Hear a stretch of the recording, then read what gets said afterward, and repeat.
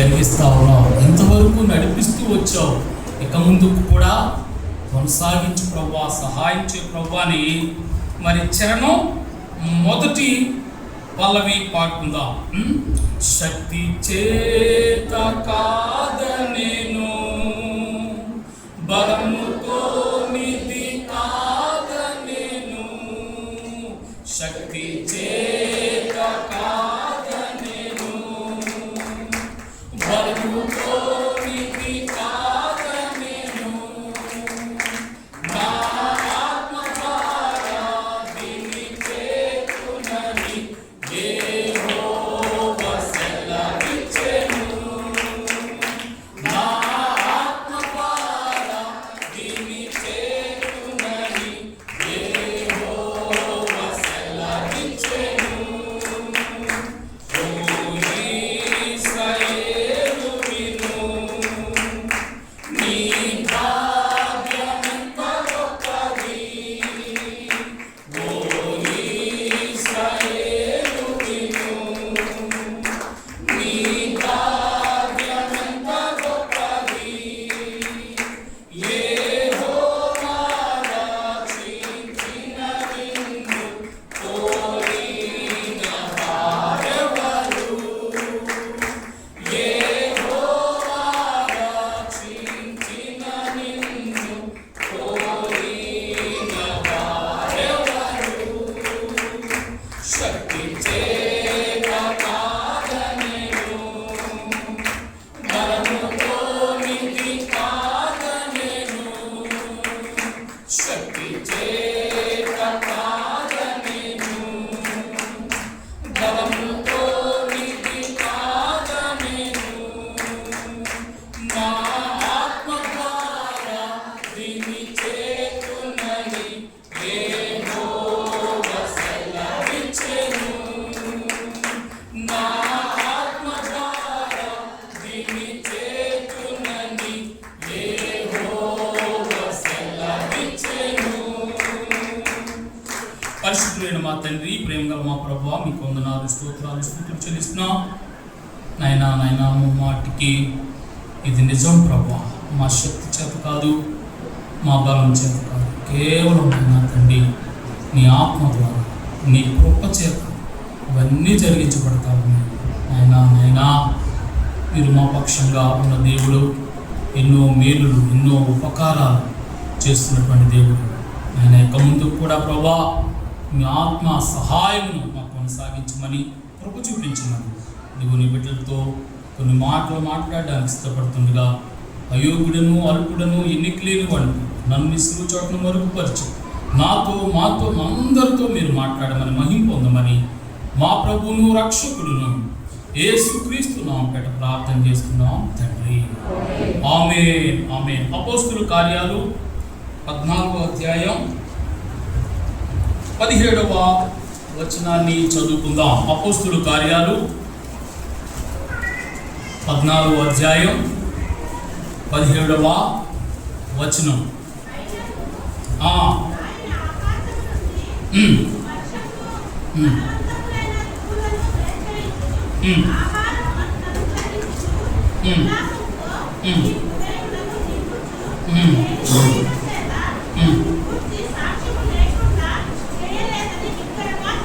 దగ్గరగా చెప్పిరి.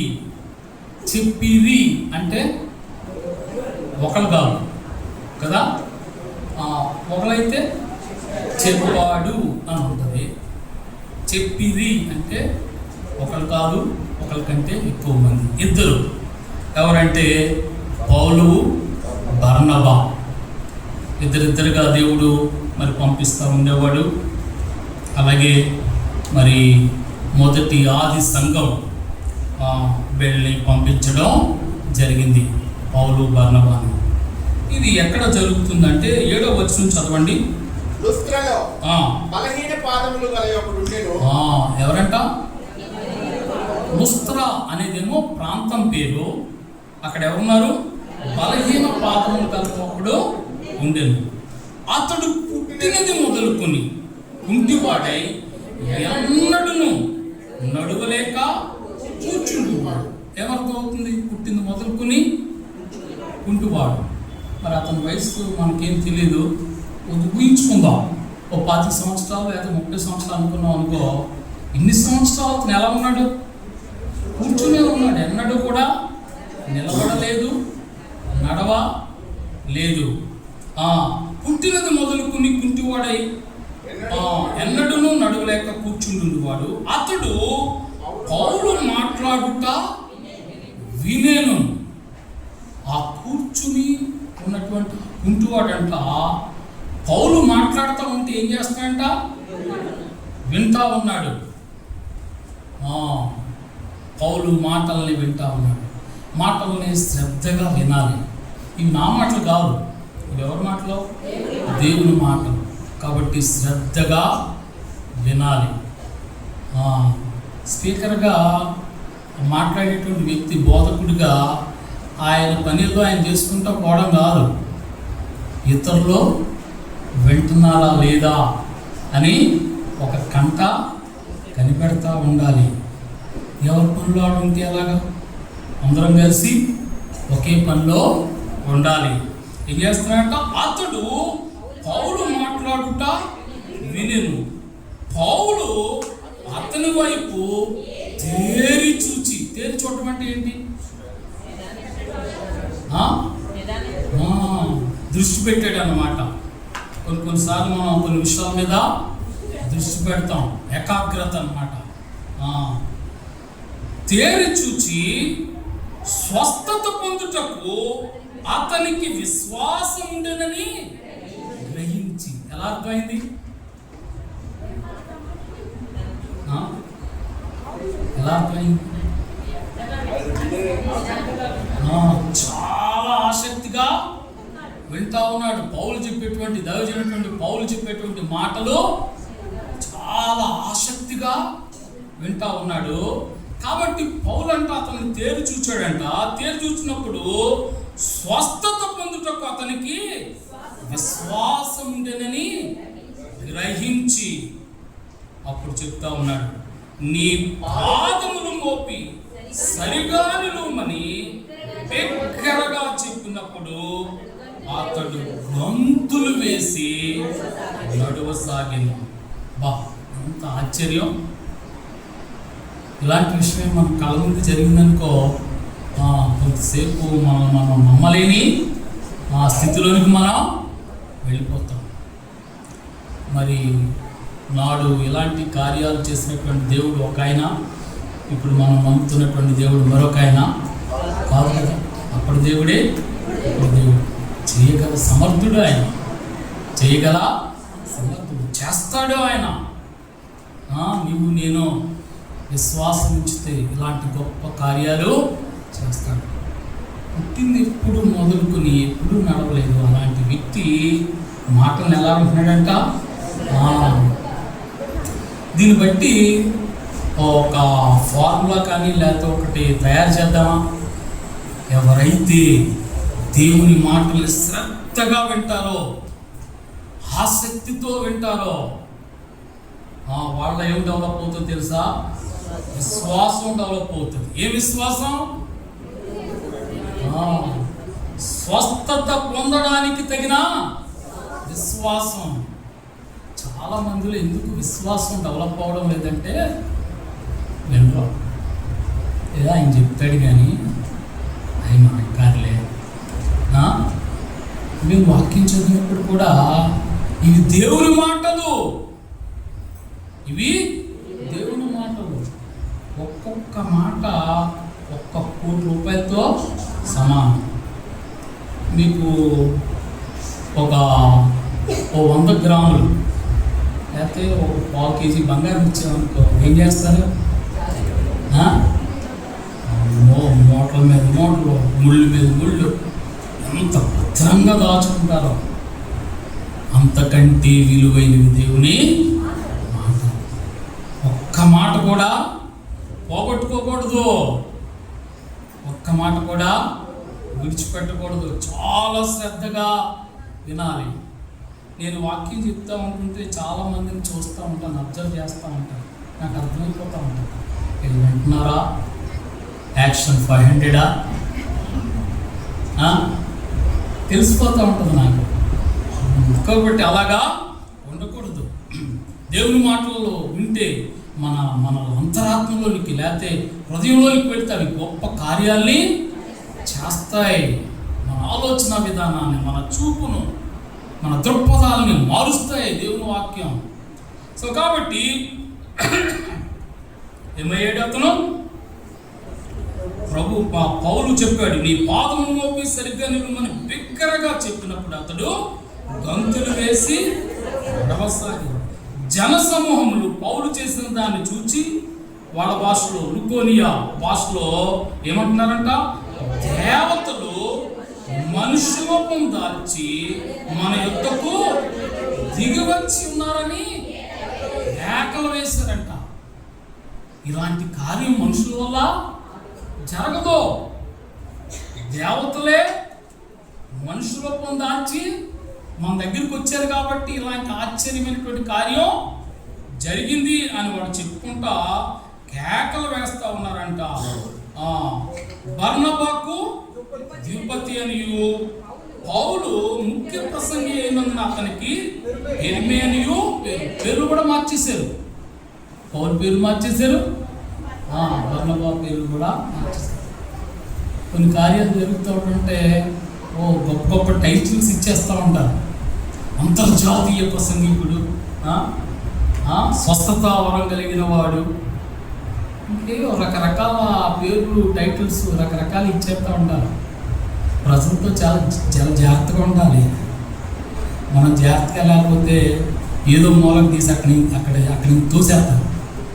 ప్రజలతో చాలా జాగ్రత్త. సో కాబట్టి వీళ్ళందరూనే పేర్లు మార్చేశారు. పేర్లు మార్చేస్తే 14వ వచనం, అపోస్తులైన బర్నబాయు పౌలును ఈ సంగతి విని, ఏ సంగతి విని? ప్రజలు ఇలాగా వీళ్ళని పొగిడేస్తున్నారు, దేవతలలాగా, దేవుళ్ళలాగా అని పేర్లు కూడా మార్చేశారన్న ఆ సంగతులు విని తమ వస్త్రములు చించుకుని సమూహంలోకి చొరబడి. మామూలుగా ఎవరికైనా పొగిడితే ఎలా ఉంటుంది? ఊరిలాగా ఉబ్బిపోతా ఉంటుంది. నూనెలో వేసిన పూరిలాగా ఉబ్బర క్యాండిడేట్లా ఉందని ఉబ్బాలి జనాలకి, ఉబ్బర మాటలో. అలాగని నిజమైనటువంటి అప్రిషియేషన్కి నేనేం వ్యతిరేకం కాదు. అభినందించాలి, చక్కగా అభినందించాలి. మొన్నటి దినాన్ని అక్కడ బైబిల్ స్టడీ జరిగింది. ఇక్కడ జరిగిన రోజునే గురువారం రోజు జరుగుతూ ఉంది. అక్కడ మరి ఒక తమ్ముడు విజయ్ కుమార్, ఆయన భార్య మేరీ, వీళ్ళిద్దరూ 2014లోనే నాకు పాలన్స్లో పరిచయం అక్కడ. అయితే బైబిల్ స్టడీ నేను లేనప్పుడు, లేకపోతే నెమ్మదిగా నువ్వు తీసుకోవాలని తనకి స్లోగా భుజం మీదకి భారాన్ని పెట్టాను. సో మొదట్లో తనకి బైబిల్ స్టడీ తీసుకోవడం వచ్చేది కాదు, కానీ ఈ మధ్య బాగా షైన్ అవుతూ ఉన్నాడు. కొన్నిసార్లు నేను తనకి పర్సనల్గా మాట్లాడడం ఇలాగా అని చెప్తా ఉంటే చాలా చక్కగా అపోస్తుల కార్యాన్ని చెప్తా ఉన్నాడు. 7వ అధ్యాయం వరకు వచ్చాడు. అపోస్తుల కార్యాలు మొదటి అధ్యాయం నుంచి 7వ అధ్యాయం వరకు మొన్న చాలా చక్కగా చెప్పాడు. నిజంగా చివరిలో వెళ్ళి నేను చాలా అభినందించాను. ఒకప్పుడు బైబిల్ స్టడీకి ఇప్పుడు చాలా బాగుంది, మీరు చాలా విషయం. వాళ్ళు ఇప్పుడు దేవుని వాక్యాన్ని నేర్చుకుంటున్నారు కదా, వాళ్ళ మొహాలు ఎరిగిపోతూ ఉన్నాయి. దేవుని వాక్యం లోపలికి వెళ్తుంది కాబట్టి వాళ్ళందరూ కూడా చాలా సంతోషంగా ఉంటా ఉన్నారు. సో కాబట్టి రియల్ అప్రిషియేషన్, ఎవరినైనా మనం అభినందించాలి, మంచిదే, మనం ప్రోత్సహించాలి, పురుకొల్పాలి. అంతేగాని పూరిలాగా ఉబ్బేయడాలు ఈ మంచి బి జెన్యూన్, యథార్థంగా ఉందాం. సో కాబట్టి వీళ్ళు చూడండి, తమ వస్త్రములు చింపుకుని సమూహంలోకి చొరబడి, అయ్యలారా మీరు ఎందుకు ఇలాగో, మేము కూడా మీ స్వభావం వంటి స్వభావం గల నరులమే. ఎంత తగ్గించుకుంటున్నారో చూడండి, సింప్లిఫై చేసుకుంటున్నారు. నిజమే, అది వాస్తవం. మనం ప్రార్థన చేసేయడం వల్ల, లేకపోతే మనం ఏదో చేసేయడం వల్ల జరిగిపోలేదు. దేవుని కార్యాలు, దేవుని కృప, దేవుని దయ దేవునికే ఆపాదించాలి. సరే, నువ్వు ప్రార్థన చేసావు అనుకో, పని చేసింది ఎవరో? దేవుడు కదా. ఈ అవగాహన ఉండద్దు. మరి వాళ్ళకి స్వస్థతావరం కలిగిన వాడు ఇలాగా అలాగా. నాకు బాగా తెలుసు, సిస్టర్ నిర్మల కుమారి గారికి క్యాన్సర్ అటాక్ అయిన తర్వాత ఆయా స్థలాలకి తీసుకెళ్ళడానికి ఆయన తన భర్త రామ్మోహన్ గారు, అంటే మరి భార్యను బాగు చేసుకోవాలన్నటువంటి తపన ఆయనకు ఉంటుంది. సహజం. ఎక్కడో స్వస్థతావరం ఉందంటే, లేకపోతే ఎక్కడో ఏంటంటే అక్కడికి తీసుకెళ్ళడానికి ప్రయత్నం చేస్తూ ఉంటారు. కానీ సిస్టర్ చాలా సింపుల్గా చెప్పేది నాకు వీటి మీద ఏం పెద్ద నమ్మకం ఏమీ లేదు, కానీ వారు తీసుకెళ్తానంటున్నారు కదా. లోపల వాక్యం ఉంది, లోపల పునాది ఉంది, లోపల బీజం ఉంది. కాబట్టి పై వాటికి దేవుడు చేయగలడు. అక్కడికి వెళ్తేనే చేయవలసిన అవసరం ఏమి, ఇక్కడ కూడా చేయగలడు. ఆయన కృప, ఆయన దయ. చేయాలనుకుంటే సగమంతా మొరపెడతామండి. దేవుడు ఎప్పుడు వినాలో తెలుసు. ఆయన్ని మనం ఎవరో శాసించలేము, ఆయన్ని డిక్టేట్ చేయలేము. ఆయన చిత్తం, ఆయన ఇష్టం. కొంతమందికి వరం మీద అంటే వరం ఉంది, వరం ఇచ్చిన వాడు ఎవడో కదా, ఎవరి మీద ఉండాలి? సంఘ క్షేమం కొరకు ఇస్తాడు. ఏమైనా నీకు జ్ఞానం ఇవ్వచ్చు, నీకు మాట్లాడే చాకచక్యం ఇవ్వచ్చు, లేకపోతే ప్లానింగ్, అడ్మినిస్ట్రేషన్, చాలా తలాంతులు ఉన్నాయి. ఇవన్నీ ఎందుకో తెలుసా? ఒకే ఒక పర్పస్, సంఘ క్షేమం కొరకు. సంఘ మన సొంత గొప్పలు చెప్పుకోవడానికో, మనం పొగుడుకోవడానికో, ఒబ్బేసుకోవడానికో, ఒబ్బడానికో కాదు కదా. సో కాబట్టి చూడండి, మేము కూడా మీ స్వభావం వంటి స్వభావం కదా. ఏమన్నా జరుగుతున్నాయంటే 12 దినాన మరి ఉదయం స్లాబ్ వేయడం మొదలుపెట్టారు. మధ్యాహ్నం 1 గంట అలాగ అయిపోయింది. వాళ్ళందరికీ భోజనం, స్లాబ్ అయిన తర్వాత భోజనం పెడతారు కదా, భోజనం పెడతారు కదా. చెట్టు కింద కూర్చుని భోజనం చేస్తామని ఆలోచిస్తాము. యాక్చువల్గా మేము చర్చిలో భోజనం చేయాలి, వర్కర్స్ బయట భోజనం చేయాలి. కానీ అక్కడ రివర్స్ జరుగుతుంది. వర్కర్స్ లోపల భోజనం చేస్తున్నారు, మేము చెట్టు బయట భోజనం చేస్తాం. చూస్తా ఉంది, ఇది ఎలాగా జరిగింది, ఇది ఎలాగా, ఈ పని ఎలాగా. నిజంగా చేతిలో ఏవో ఉండి చేద్దాము అని కూడా కాదు. అంతకుముందే ఏ విషయం గురించో తమ్ముడు రామకృష్ణ, సోమరాజు, నేను, రాజేష్ అందరం వచ్చి ఏదో గూగుల్ దాంట్లోనూ జూమ్ దాంట్లో మాట్లాడుతూ ఉన్నాం. మాట్లాడుతా ఇందాకే ప్లాన్ చేసి వచ్చామో అక్కడ కట్టడానికి అని అన్నాం. నెక్స్ట్ డే నుంచే పని ప్రారంభమైపోయింది. నెక్స్ట్ డే నుంచే పని. అద్భుతం, ఆశ్చర్యం. మనుషులుగా ఎన్నెన్నో తలంచవచ్చు, అవన్నీ జరగాలని ఏమీ లేదు. దేవుడు తలంచాలి. శక్తి చేతనో బలం చేతనో కాదు, కానీ నా ఆత్మ ద్వారా ఈ కార్యం జరిగేను. ఆయనకే సమస్త మహిమ ఘనత మనం ఆరోపించాలి. కాబట్టి పౌలు, బర్నబా ఏమంటా ఉన్నారు ఇక్కడ? మేము కూడా మీకు లాంటి మా స్వభావం వంటి స్వభావం నరులమే. మీరు ఈ వ్యర్థమైన వాటిని విడిచిపెట్టి. ఏంటి వ్యర్థమైంది అంటున్నారు? వాళ్ళని పొగడ్డం, వాళ్ళకి వేళ్ళు మార్చేయడం, ఇవన్నీ కూడా వ్యర్థమైన పనులు అంటాం. పౌలు ఏమంటున్నాడు చూడండి ఎంత చక్కగా. మీరు ఈ వ్యర్థమైన వాటిని విడిచిపెట్టి ఎక్కడి నుంచి జాగ్రత్తగా నండి. ఆకాశమును, భూమిని, సముద్రమును, వాటిలో ఉండు సమస్తమును సృష్టించిన దేవుని వైపు తిరగవల్లని మీకు స్వార్థ. దేవుని వైపు తిరగండి, మా వైపు కాదు. ఇప్పుడు కూడా ఫోకస్లో మనమే తిప్పుకోవద్దు, మన వైపు తిప్పుకోవద్దు. ఫెడ్ లైట్లు మన వైపు తిరగాలి, మనం కనపడాలి బ్రైట్గా. దేవుని వైపు తిప్పుదాం. ఆయన నామం హెచ్చించబడాలి, ఆయనకి ఘనత కలగాలి, ఆయనకి గౌరవం రావాలి, ఆయన వైపు తిప్పాలి. సో కాబట్టి వీళ్ళు అంటున్నారు, జీవం గల దేవుని వైపు తిరగండి, మా వైపు కాదు, మీకు సువార్త ప్రకటించు. ఆయన గత కాలంలో సమస్త జనులను తమ తమ మార్గంలో యందు నడువనిచ్చెను. ఎవరో మార్గాలలో నడుస్తూ ఉన్నారో అయినను ఆయన ఆకాశం నుండి మీకు వర్షాన్ని, సకాలంలో వర్షాలు పడాలి కదా, ఎండలు భయంకరంగా ఉన్నాయి కదా, వర్షాల కోసం ఎదురు చూస్తున్నాం. ఈ కాలాన్ని మనం పూర్తిగా సహించలేం. వర్షాకాలం వస్తే వర్షాలు తిట్టుకుంటాం, చలికాలం వస్తే చలిని తిట్టుకుంటాం, ఎండాకాలం వస్తే ఎండలే తిట్టుకుంటాం. కాబట్టి దేవుడు ఆకాశం నుండి మీకు వర్షమును, ఫలవంతములైన ఋతువులను దయచేయచ్చు, ఆహారము అనుగ్రహించుచు, ఉల్లాసముతో మీ హృదయములను నింపుచు, మేలు చేయుట చేత తన్ను గురించి సాక్ష్యం లేకుండా చేయలేదని దగ్గరగా చెప్పిరి. వారు ఇలాగూ చెప్పి తమకు బలి అర్పింపకుండా సమూహములను ఆపుటకు బహు ప్రయాస,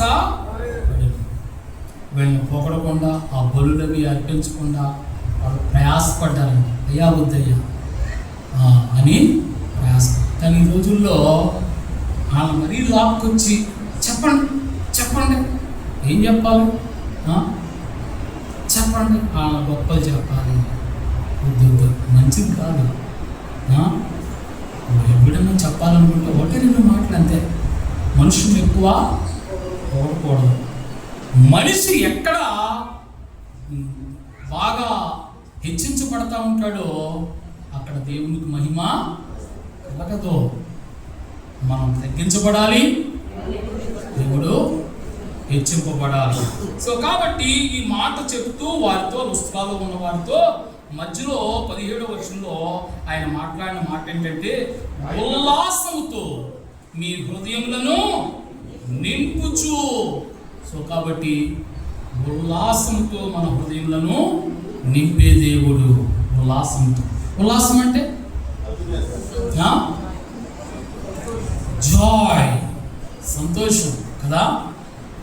మన దేవుడు ఎలాంటి దేవుడు అంటే మన హృదయాల్ని సంతోషంతో నింపే దేవుడు. ఎలా అంట, ఎప్పుడు వర్షం పడాలో అప్పుడు వర్షం పడాలి, ఏ ఋతువులు కావాలో ఆ ఋతువులు. ఆహారం ఇస్తాడంట సమృద్ధిగా కదా, ఆహారం అనుగ్రహించు, ఉల్లాసంతో మీ హృదయాల్ని నింపే దేవుడు. సో ఉల్లాసం అనే మాటకు అర్థం ఏంటంటే Joy. God who fils your hearts with Joy. మన హృదయాలను సంతోషంతో నింపేటువంటి దేవుడు. కొన్ని మాటలు చూసుకుని మరి త్వరగా మనం ముందుకు వెళ్దాం. 4వ కీర్తన 7వ చరణం. 4వ కీర్తన 7వ చరణం.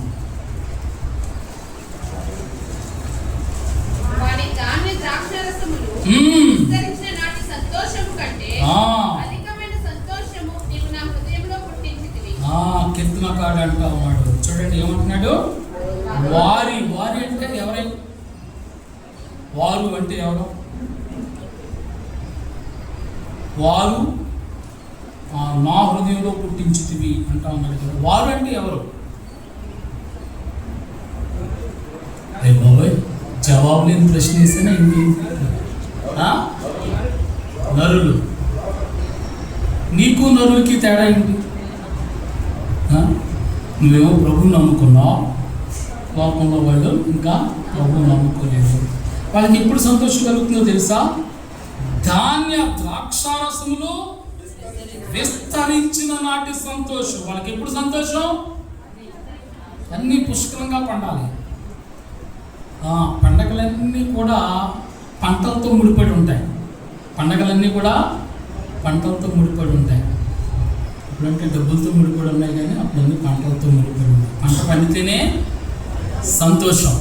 సో కాబట్టి లోకంలో ఉన్న వాళ్ళకి ఎప్పుడు సంతోషం అంటే ధాన్య ద్రాక్షారసం విస్తరించిన నాటి సంతోషం కంటే అధికమైన సంతోషము నీవు నా హృదయంలో పుట్టించితే. జాయ్, హృదయంలో పుట్టిస్తాడు దేవుడు. వాళ్ళకేమో బయట వాటిని బట్టి సంతోషం, మనకో లోపల వాటిని బట్టి. లోపల ఎవరున్నారు? దేవుడు ఉన్నాడు, దేవుడు ఉన్నాడు కాబట్టి ఆయన్ని బట్టి సంతోషం. ఇంకొక వచనం 16-11 వచనం. 16-11.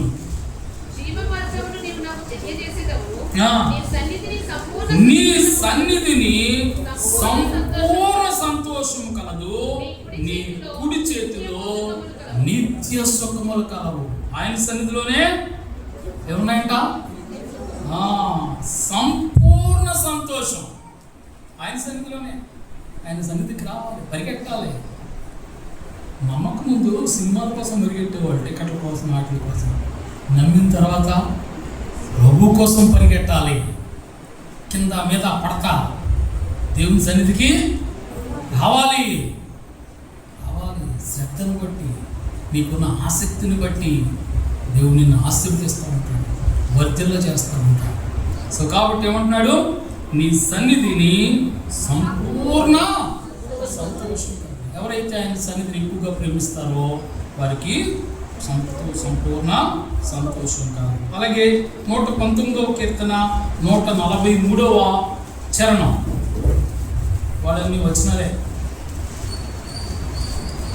శ్రమయు వేదనయు నన్ను పట్టి ఉన్నవి, అయినను నీ ఆజ్ఞలు నాకు సంతోషం కలుగజేయుచున్నవి. దేవుని ఆజ్ఞలు ఏం చేస్తాయంట మనకి? దేవుని ఆజ్ఞలు సంతోషం కలుగు, దేవుని మాటలు సంతోషం కలుగు చేస్తాయి. దేవుని మాటలు సంతోషం. ఇంకొక వచనం సామెతలు 17:22. 17:22. సంతోషము గల మనస్సు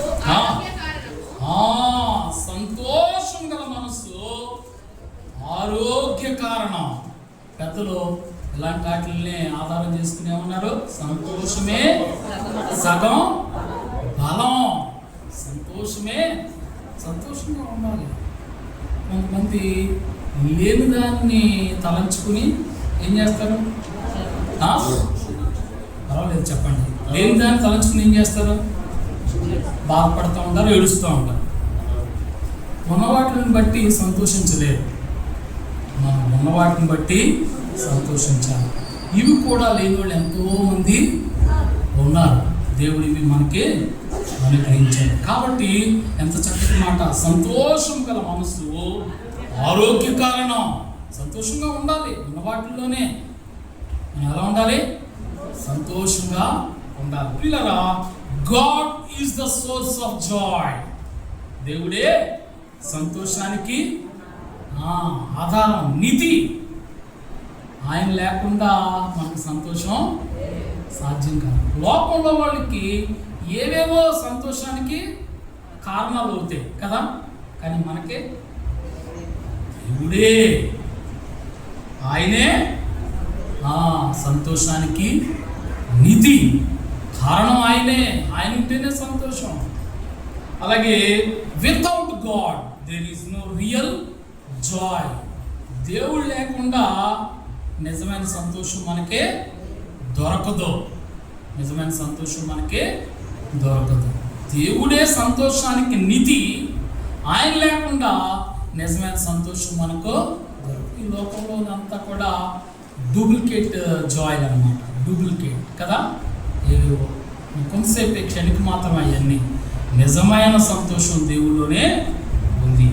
సరే, ఒక 5 మాటలు త్వరగా ఒక 5 నిమిషాల్లో చెప్పి నేను ముగించేస్తాను. ఏ విషయాలు నిజమైన సంతోషాన్ని మనకిస్తాయి దేవుళ్ళో అన్న మాట ఆలోచించేద్దాం. ఏ విషయాలు మనకి నిజమైన సంతోషాన్ని కలగజేస్తాయి, నిజమైన ఉల్లాసాన్ని కలగజేస్తాయంటే, మొట్టమొదట ఆయన మనకిచ్చినటువంటి రక్షణ. ఒకవేళ రక్షణ లేకపోతే మన పరిస్థితి ఏంటి? రక్షణ దొరకకపోతే మన పరిస్థితి ఏంటి? నాన్ స్టాప్ ఎక్స్ప్రెస్ ఎక్కి ఎక్కడికి వెళ్ళిపోతాం? నరకానికి వెళ్ళిపోతాం. అక్కడ ఏడ్పు, అగ్ని కదా. సో కాబట్టి రక్షణ, మనం రక్షించబడ్డాం. ఇప్పుడు ఇప్పుడు మరి భారతదేశంలో అత్యంత ధనవంతుడు ఎవరు? ముఖేష్ అంబానీ. ఈ ప్రశ్న పోయిన వారం అక్కడ అడిగితే అదానీ అని చెప్పారు. మీరేమో అంబానీ అంటున్నారు, వాళ్ళేమో అదానీ అన్నారు. సరే, ఎవరైతే ఉంది ధనవంతులు, కోటీశ్వరులు, వాళ్ళు ఎక్కడికి వెళ్తారు? నాకు తెలియక అడుగుతున్నాను. చాలా ఆస్తి ఉంది, చాలా ధనం ఉంది, కానీ ఇప్పుడు కానీ చచ్చిపోయారు అనుకో, నాన్ స్టాప్ ఎక్స్ప్రెస్ ఎక్కి నరకానికి వెళ్ళిపోతారు. మరి మనం చచ్చిపోయాం అనుకో, ఇదేం మాట శుభం అంటే చచ్చిపోమంటావేంటి? చచ్చిపోతాం. చచ్చిపోవడం అనేది రియాలిటీ, ఎప్పటికప్పుడు జరుగుతుంది. దాని గురించి పెద్ద టెన్షన్ పడిపోవాల్సిన అవసరం లేదు. చచ్చిపోతే ప్రభు దగ్గరికి వెళ్తాం. మనం ఎక్కడికి వెళ్తాం? మరి మనం ధనవంతులమా? ఆ అంబానీ, అదానీ వాళ్ళ ధనవంతులా?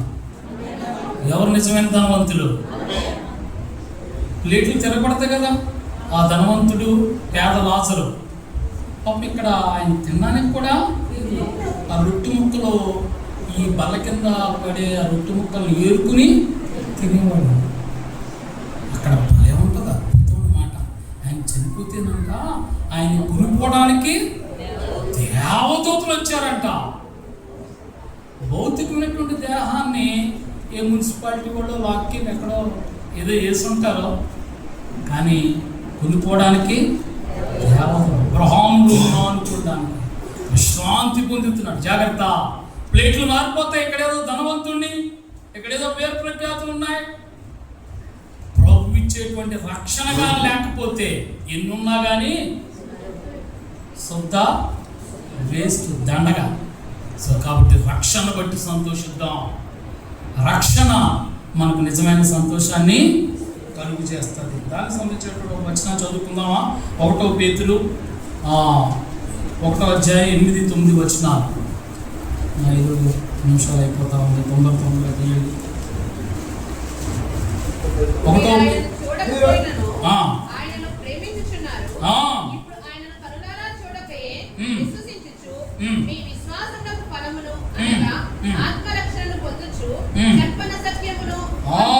చెప్పనసక్యమును మహిమాయుక్తమునైన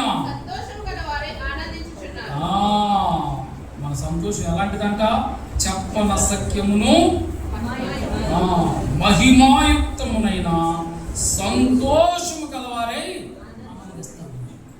సో కాబట్టి నిజమైన సంతోషానికి కారణం ఏంటో తెలుసా? మన రక్షణే. దేవుడు మనకిచ్చినటువంటి రక్షణే. ఆ ధనవంతులు చూసి, ఈ ధనవంతులు చూసి అబ్బో నేనెంతో పేదవాడిని అనుకోవద్దు. నిజమైన ధనవంతులు నీవు, నేనే. నిజమైన ధనవంతులు మనమే. కాబట్టి ఎప్పుడు డేలా పడిపోవద్దు. అది మొదటిది, మనం నిజమైన సంతోషాన్ని కలిగి ఉండడానికి. అది మొదటి. రెండవది, ఆయన ఇచ్చిన వాక్యము, దేవుని వాక్యము. చూడండి, 119వ కీర్తన 38వ వచనం. 119వ కీర్తన.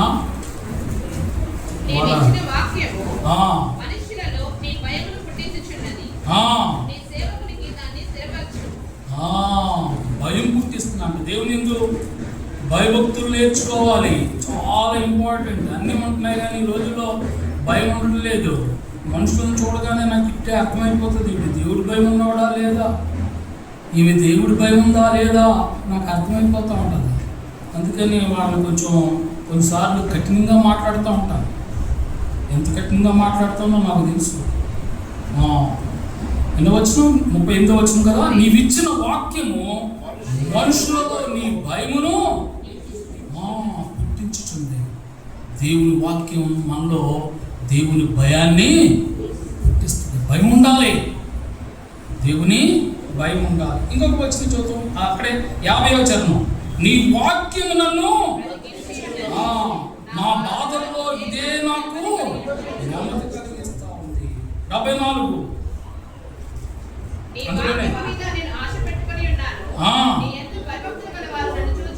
సంతోషింతురు. ఆయన వాక్యం మీద మనం ఆశ పెట్టుకోవాలి. ఎలా చెప్పుకుంటే వెళ్తే చాలా విషయాలు ఉన్నాయి. మొట్టమొదటిది, ఆయన ఇచ్చే రక్షణ సంతోషం కలుగు చేస్తుంది. ఆయన ఇచ్చే వాక్యం సంతోషం కలుగు చేస్తుంది. మూడవది ఏంటో తెలుసా? ఆయన ఇచ్చే సహవాసం. ఆయన ఇచ్చిన సహవాసం. చాలామంది సహవాసానికి దూరంగా ఉంటారు, మంచిది కాదు. సహవాసం ఏం చేస్తుంది? మనకి సంతోషాన్ని ఇస్తుంది. సహవాసం 1 యోహాను 1:3-4 వచనాల్లో మన సహవాసం అయితే తండ్రితోనూ అని ఉంటుంది. మన సహవాసం అయితే తండ్రితో కూడాను ఆయన కుమారుడైన యేసుక్రీస్తుతో కూడాను ఉన్నది. మన సహవాసం ఎవరితో ఉందంట? సో కాబట్టి దేవుని పిల్లలతో కూడా సహవాసం ఉండాలి. నిన్నటి దినాన అన్న విజయ్ కుమార్ అన్న వాళ్ళ ఇంటికి వెళ్ళాము. కొంతసేపు మాట్లాడుతూ ఉన్నాం. తెరము చూస్తే అప్పుడే టైము గంటన్నర అయిపోయిందంట. ఎలాగైపోయిందో మాకు తెలియదు. నాకు ఆశ్చర్యం అనిపించింది. ఏం మాట్లాడలేదే, అప్పుడే ఎంత టైం ఎలాగైపోయింది? సహవాసం ఉన్నటువంటి గొప్ప సంగతి, దేవుని మాట గొప్ప సంగతి. సో కాబట్టి సహవాసం నిజమైన సంతోషాన్ని ఇస్తుంది. అది మూడవది. నాలుగవది, గాడ్స్ వర్క్. ప్రభు పని. చిన్న పని అయినా పెద్ద పని అయినా ఏం పర్లేదు, దేవుని సన్నిధిలో అందరూ పనులు చేయాలి. ఖాళీగా కూర్చుని ధీమాగా కబుర్లు చెప్పే వాళ్ళకి దేవుని సన్నిధిలో చూడలేదు. అందరూ ఏదో పని చేస్తూ ఉండాలి. దేవుని పని చేయాలి. ప్రభు పని మనకి ఏమిస్తుంది? సంతోషాన్ని ఇస్తుంది. నేను అనుకుంటూ ఉంటాను, చిన్న పని ఏంటంటే మిరపకాయలకి అవి కాళ్ళు ఉంటాయి కదా, తొడుములా, ఆ వలవడం పని అన్నా చేయాలి. ఆ పని అన్నా అతి చిన్న పని ఏంటంటే అది. సో దేవుని సన్నిధిలో ఏదో పని, ఉల్లిపాయలకి తొక్కలు తినడం, ఏదో ఒకటి పని చేయాలి. ఖాళీగా ఉండకూడదు, అందరూ పని చేయాలి. అందరూ పని చేస్తే ఎంత అభివృద్ధి, ఎంత ఆశీర్వాదం. అందరూ పనులు చేయాలి. ప్రభు పని మనకి నిజమైన సంతోషాన్ని ఇస్తుంది. చివరి మాట చెప్పి నేను ముగించేస్తాను. ఎఫెసీయులకు రాసిన పత్రిక 5వ అధ్యాయం 18-19 వచనాలు చదవండి. ఎఫెసీయులకు రాసిన పత్రిక 5వ అధ్యాయం 18-19.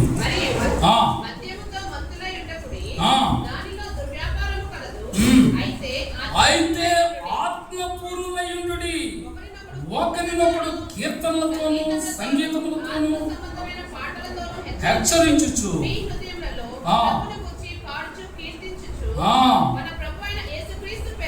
సమస్తమును గూర్చి తండ్రి అయిన దేవునికి ఎల్లప్పుడూ ఒకరికొకడు సంతోషంగా ఉండాలి.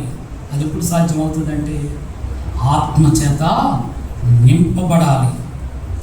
తాగినోడు అంటాడు, ఎరా ఇలాంటి మాటలు మాట్లాడుతున్నావు అంటే, నేను కాదు మాట్లాడేది, లోపల ఒకడు ఉన్నాడు, ఆడు మాట్లాడిస్తున్నాడు అంటాడు. తాగినోడు అలా మాట్లాడితే, ఆత్మచేత నింపబడితే ఆత్మ ద్వారా మాట్లాడతావు, ఆత్మ ద్వారా కార్యాల్ని చేస్తావు. సో నిజమైన సంతోషానికి ఇంకొక కారణం ఏంటంటే దేవుని ఆత్మచేత నింపబడాలి. దేవుని ఆత్మచేత నింపబడి ఆత్మీయమైన సంగతులు మాట్లాడాలంట. ఒకరికొకడు కీర్తనలతోనూ సంగీతములతోనూ ఆత్మ సంబంధమైన పాటలతోనూ హెచ్చరించుచు మీ హృదయంలో ప్రభువుని గూర్చి పాడండి, కీర్తించండి.